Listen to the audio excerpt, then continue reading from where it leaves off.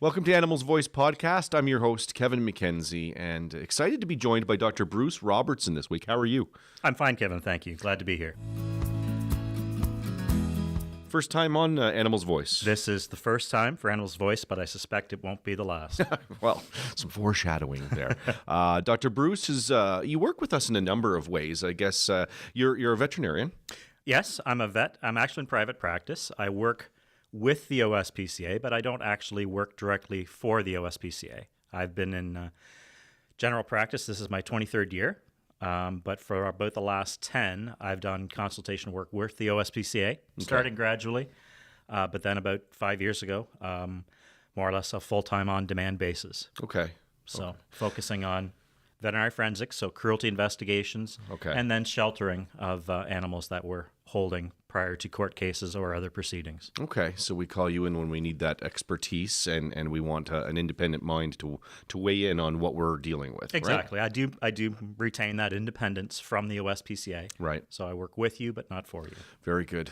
So it's Got a Pet, Get a Vet month, and we want to be talking about the importance of having a relationship with a vet.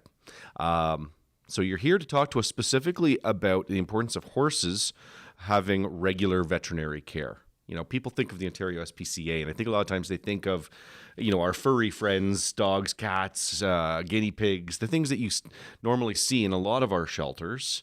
But horses, the equine world is very much a part of what we deal with and what we do here. So we want to talk to you about that. So let's kick things right off. Why is it so important to have a relationship with a vet rather than just relying on one in an emergency situation for your horse? Well, I think especially now you're getting a lot of people getting into horse ownership who don't necessarily have farm background or equine experience. So your veterinarian can be a good resource for some general basic care and some practical techniques to avoid the emergency situation in the first place. Only having a vet in an emergency situation, well, first of all, will you even be able to access one? Okay. Some veterinarians are in a position where they only provide emergency services to their regular clients. It depends on the part of the province you're in and the number of vets available. But when you're seeing an emergency situation, you tend to get tunnel vision. You're focusing on that one specific problem, and you're often busy with other emergencies. You don't necessarily have the time to take a step back and look at the whole situation and talk about preventative medicine and other situations that might be affecting the horse or the other horses on the property. Okay. So there's definitely a significance in a routine checkup as being a part of owning a horse. The other thing to consider, in a lot of cases, horses live a long time.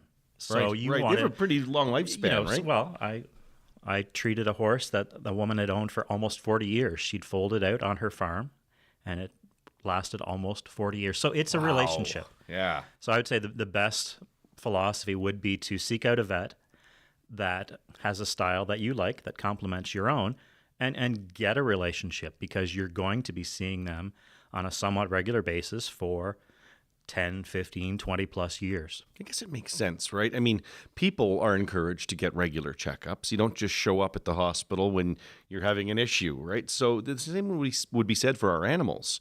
There's an ongoing health that you want to be maintaining within our pets. Well, it's like it's like your car.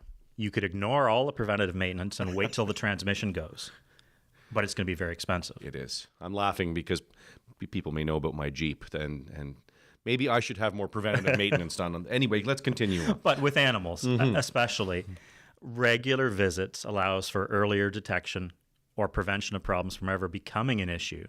And certainly, from an animal welfare point of view, if we can prevent disease or injury or illness, it's in the animal's best interest. Certainly financially for the owner, it's much less expensive to deal with a small problem than a massive problem at 2 a.m. on a holiday weekend. Yeah. Anything we can do to prevent these problems from coming up is certainly time and money well spent. It's common sense, I guess. It's like you're pointing out. Don't wait for it to be the big issue. Find it and deal with it when it's a smaller issue or something that can be prevented. So, okay, I'm sold on the idea. I need to take my horse to a vet regularly. I show up to begin this relationship with a vet. Walk me through that. What types of things is the vet going to be looking for? Walk me through that exam. Well, you said something interesting, Kevin. Take my horse to the vet. Okay. So sometimes, no, absolutely. Some situations you are trailering your horse to the vet. Yes. So you need to decide, do you want to have kind of a high power equine facility where you are trailering to them, or do you want to have a local farm vet who is coming to see you? And both are viable options. You just have to be aware that if you've chosen an equine specialist, you're trailering to them for the most part rather than the other way around. I'm showing my own ignorance as a non-horse owner that I actually use that verbiage, because in the back of my head, Well, no, you I'm go to the picturing vet. like, okay, I'm taking my cat or my dog and off I go to the vet. And I guess it's really a lot more complicated when you have an animal that's that size, right? That was a lot of the fun part about being a mobile vet, was that travel between farms. Okay. Just traveling across Ontario and seeing different places. Oh, It was, a lot of fun. So anyways, So you show up hopefully you farm. show up at a, you phone around. You find out who the local vets are. Speak to some of your friends who have horse owners. Find somebody who you think has a reputation and a style that you'd like to work with. Phone them up. You may even want to just have a face-to-face at the clinic before you even have a farm call, just to see if it's somebody you think you can work with and you like their style and philosophy. Okay. And they should be able to describe to you what it is they can do for you and your horse. I would say typically they would set you up on some sort of a preventative medicine schedule. Certainly for the first time, they'd want to find out how many horses you had, the ages of all the horses, the intended use, whether these are just hay burners, whether they are performance horses, whether you're going to be breeding, if you're competing, at what level, because all of these things will change the plan for these horses. Okay. It's going to be a custom plan designed for the use and age and stage for each one of these animals. So develop that inventory and then start with a good physical exam. They're going to check them out nose to tail. The most important things to consider with horses would be nutrition, good physical exam looking for problems, especially feet and legs. Lameness is a big issue with horses. Certainly you want to discuss hoof care, and if you're not getting regular trimming with a farrier, that would be something that would be discussed and maybe some help setting that up. Okay. Most horses are going to be trimmed every 6 to 8 weeks to keep those feet in good condition, and a lot of vets will work in consultation with a farrier to make sure those feet stay in good condition. Okay. Discussion of deworming strategies, vaccination strategies, and dental disease. Horses' teeth grow throughout their life. So they don't just get the teeth and they stop. They develop over a 20-plus year period. Wow. And if they aren't wearing evenly, you can get some very sharp points and malformations that make it very difficult for a horse to eat, and in some cases, really painful. Yeah. So that's something that should be checked every time you have the opportunity to evaluate a horse, see what's going on inside that mouth, and see what you can do to get them eating better and getting more value out of the food they are eating. You've already pointed out several things I hadn't ever even considered about owning a horse. So it brings me to frequency. I mean, so you're talking about, vaccinations, deworming. So how often should I be seeing a vet for a checkup through the year if I own a horse? And is there a certain time of year that's more advantageous or that you should be going based on the season, or you're heading into the spring? And is there a frequency? It depends on the horse and the horse owner. Kind of the basic level would be once a year. If you have, say an adult horse in good general health without any specific problems, I would say an annual evaluation that would include checking the teeth, giving a once-over, looking for any problems, discussing required vaccines, which could be done at that same time, and deworming. It could be as simple as one visit a year. Okay. For younger horses or older horses with special needs, you might be looking at a couple of visits a year. If you're thinking of younger horses, they're getting a lot more teeth in, they're losing teeth, they've got caps that may or may not come out on their own, might need to be removed. And developmentally, there's a lot of other things that you want to keep an eye on. So I would say maybe twice a year until they're about 5 years old. Then between, say, 5 and 20, perhaps that once a year. A 20-year-old horse, again, mostly due to teeth issues, maybe increase to twice a year. Now, a horse with special needs, you might be evaluating much more often. If you've got a mare that you're using for breeding, it's going to really depend. There will probably be multiple visits through that year to see her through a successful and healthful pregnancy. Okay.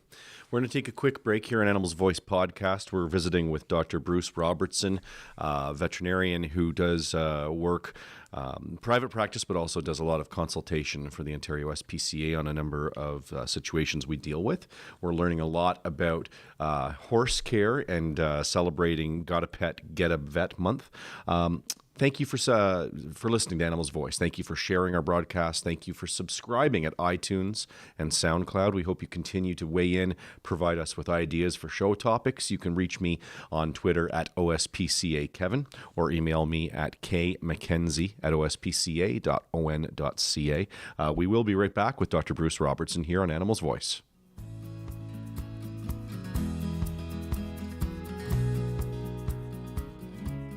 Welcome back to Animals Voice podcast. I'm visiting with Dr. Bruce Robertson this week, and we're talking about care of horses, celebrating Got a Pet, Get a Vet month. So obviously we want to cover the importance of regular veterinary care for horses.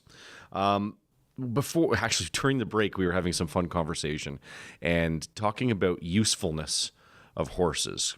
I was trying to discuss with you where I wanted to go with this next question, talking about the specific issues that a vet might detect during a routine exam. And through that, the dialogue and the word of usefulness, or what is the purpose of a horse, we got into some pretty interesting discussion. Can you kind of revisit that talk that we had off the air? People own horses for different reasons. Some horses are truly companion animals. They're there strictly for people to enjoy watching them on their back pasture. Other horses are athletes. Other horses actually have jobs, whether they're working cattle or helping, as a source of transport, riding fence, whatever, the traditional Western style of using a horse for work. So I think the vet's recommendations are going to be custom made based on your use of a horse.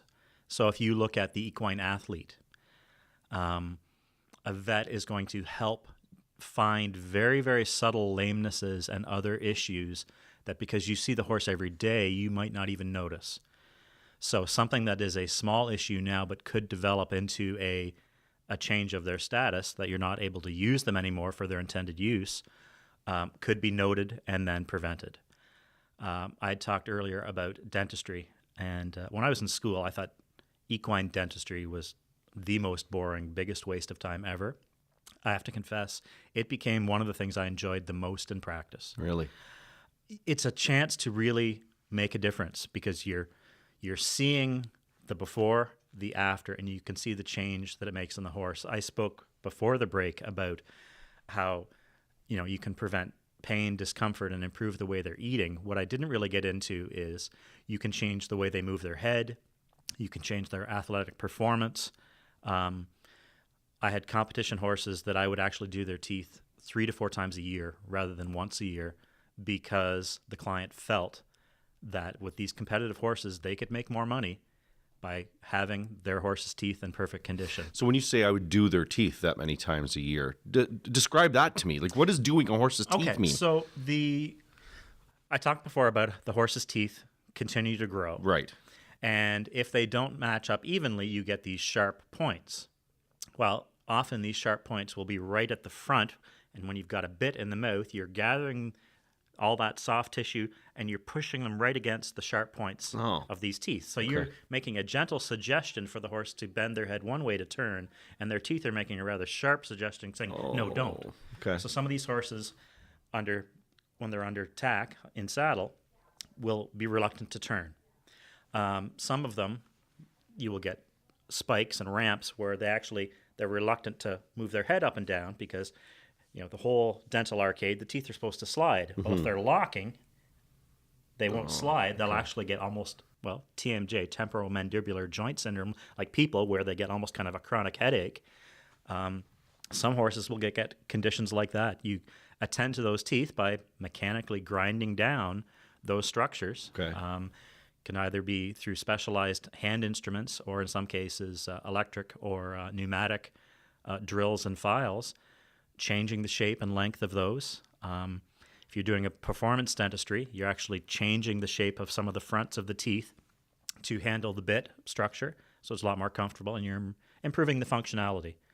And again, a lot of clients would choose to make that investment multiple times a year because they saw the value in it.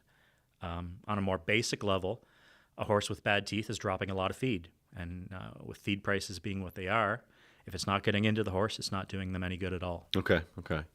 Have you done horse exams where you discovered a minor issue, like I don't know how minor it would be, but like a tendon that is injured or, a soft tissue injury that because you discovered that early on and you were able to prescribe a certain rehabilitation or medication that that you helped that horse for, extend its lifespan or be healthier because you discovered that during a routine exam?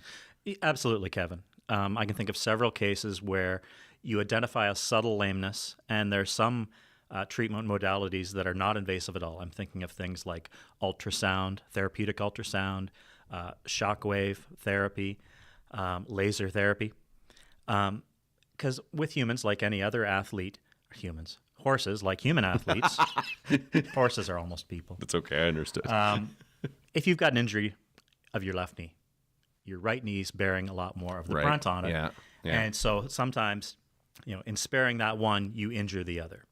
So in a lot of cases, while these horses are still active, if you can solve the small problem in one of the legs, you're preventing a larger injury elsewhere and getting them back into service, whatever their intended function is.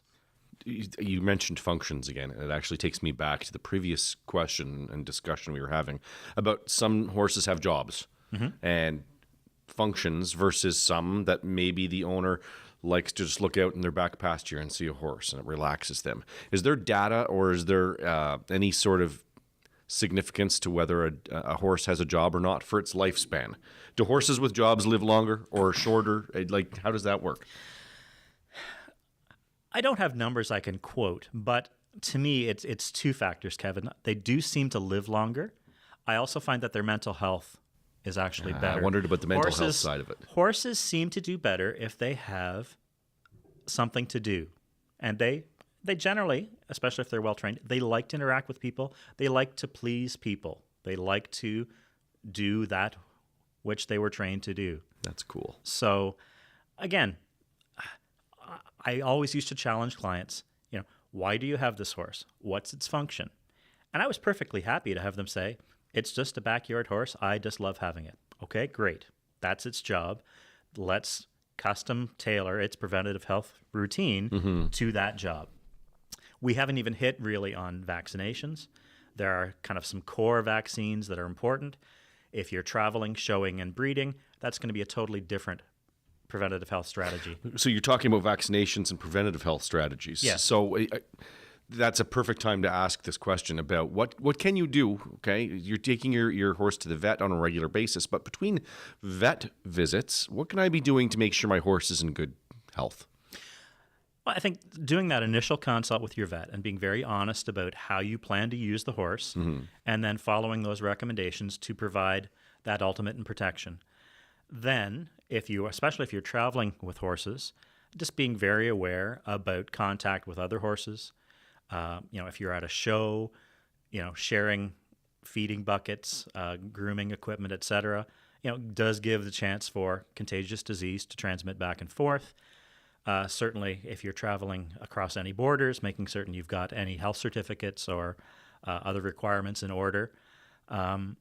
Just keeping your eye out for other problems and seeing what other horses are there. And if you're noticing other problems, if you're at a weekend event and the next stall's full of coughing horses, I'd perhaps move. Okay. Wow. Or just be aware that, yes, they're a lot of fun to going to these events, but it is a chance for your horse to bring home something to the rest of the barn and perhaps a bit of isolation time on return to the farm. Again, these are all things, your regular veterinarian, knowing your situation and your horses, can set can set you up with that kind of program. Are there resources out there for our listeners to be able to go and find on their own to help them be on top of their horse's health? Yeah, I would say the best resource would be a website for the AAEP, American Association of Equine Practitioners. Right. And they do a lot of client education. It's actually an American organization, but it tends to be more North American. Certainly, there are a lot of Canadian veterinarians that are members, and they are there to promote the equine veterinary profession, but as well provide what I've always found to be excellent information for clients with regards to horse care. Before the interview started, you showed me a printout you brought from the AAEP, and it's very informative, full of information. It's a checklist, right? Things you can make sure that you're staying on top of with your horse. So definitely it looks like a great resource and website to visit. Thank you, Dr. Bruce, for joining us here on Animal's Voice for the first time, and like you alluded to, hopefully not the last. Appreciate it, Kevin. And for our listeners, thank you for listening, as always, for subscribing at iTunes and SoundCloud. If you have show ideas, like I said earlier, please contact me on Twitter at OSPCA Kevin, or by email at kmckenzie@ospca.on.ca. Thanks again, Dr. Bruce. You're very welcome. Until next time, we will catch you later. Hey guys, Callie here from the Ontario SPCA. Thank you so much for tuning into this video, and of course subscribe so that you can catch our brand new videos every other Tuesday. Hey, don't forget, like, share, comment, because we love to hear from you.